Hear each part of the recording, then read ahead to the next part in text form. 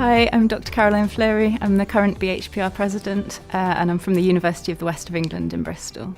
I've just come from the Droitwich Lecture, where we've been hearing from Professor Sarah Ryan, who is a consultant nurse rheumatologist, and she's also recently been given her chair at Keele University as a professor of rheumatology nursing.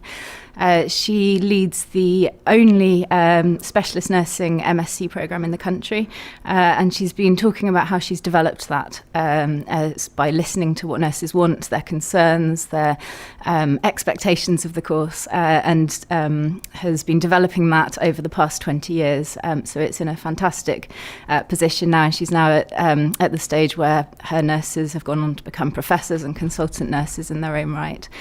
So there's an awful lot for the rest of us to learn from Sarah, and we finished with the room energised, having being ready to take back to practice all the things that they've learnt into education for nurses in their own practice.